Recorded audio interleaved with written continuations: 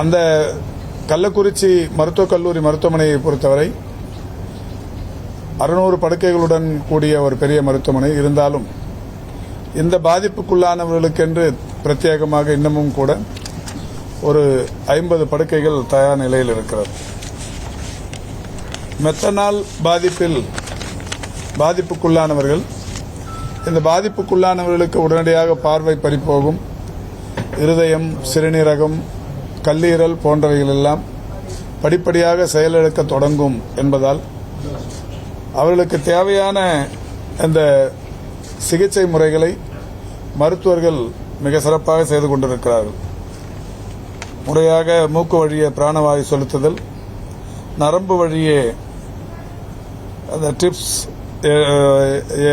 செலுத்துதல், எத்தனால் ஊசி முதல் 1 மணி நேரத்திற்கு ஒன்றும், பிறகு ஒவ்வொரு மணி நேரத்திற்கும் 1 ml என்கின்ற வகையிலான எத்தனால் ஊசி, லியூகோவீரின் என்கின்ற ஒரு 10 mg ஊசியை நரம்பு வழியாக 6 மணி நேரத்திற்கு ஒரு முறை செலுத்துவது, இரத்த சீரகத்தில் உள்ள பைகார்போனேட் அளவினை சரி செய்ய சோடா பைகார்பனேட் ஊசி செலுத்துதல், ஹீமோடயாலிசிஸ் செய்தல், பேண்டோபிரிசோல் ஊசி போடுதல், செயற்கை சுவாசம் அளிப்பதற்கு வெண்டிலேட்டர் சிகிச்சை அளித்தல் என்று பல்வேறு வகையான சிகிச்சைகளும் தொடர்ச்சியாக வழங்கப்பட்டுக் கொண்டிருக்கிறது. இதில் அந்த மது அருந்தி நீண்ட நேரம் ஆனவர்கள் அவருடைய உடல் உறுப்புகள் ஒவ்வொன்றாக செயலிழக்க தொடங்கியது என்பதற்கு பின்னாலேயும் கூட மருத்துவமனைக்கு வர தயக்கம் காட்டியதால் இதில் இறப்புகளை அதிகம் சந்திக்க நேர்ந்தது. எனவேதான் மக்கள் நல்வாழ்வுத்துறையின் சார்பில் வீடுகளுக்கே தேடிச் சென்று அவர்களை அழைத்து வந்து மருத்துவமனையில் அனுமதிக்க செய்கிற அந்த பணி செய்யப்பட்டது.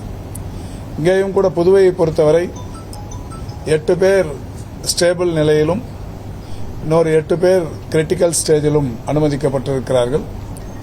அதில் ஒருவர் இன்று காலை இங்கே ஒரு நோயாளிக்கு அட்டெண்டராக இருந்தவர், அவருக்கு பாதிப்பு தென்பட்டு இங்கே அனுமதிக்கப்பட்டிருக்கிறார். அப்படியானால் அவரும் கூட 2 நாட்களுக்கு முன்னால் அந்த மது அறிந்திருக்கிறார்.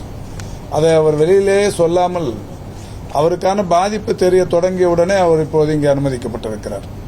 எனவே புதுவையை பொறுத்தவரை, ஜிப்மர் மருத்துவமனையை பொறுத்தவரை ஒரு 9 பேர் கிரிட்டிக்கல் வார்டிலும் 8 பேர் பொது வார்டிலும் அனுமதிக்கப்பட்டு மிக சிறப்பாக சிகிச்சை பெற்று வருகிறார்கள். இதில் கிரிட்டிக்கல் வார்டில் இருக்கிற 9 பேரில் ஒரு 4 பேர் மிக மோசமான நிலையில் இருக்கிறார்கள். அவர்களுக்கும் கூட இந்த மருத்துவ நிர்வாகம் எல்லா வகையான சிகிச்சைகளையும் 100% செய்ய வேண்டியதை 200%ஆகவே மருத்துவர்கள் போராடி கொண்டிருக்கிறார்கள். மிக சிறப்பான வகையில் அந்த சிகிச்சை அளித்துக் கொண்டிருக்கிறார்கள்.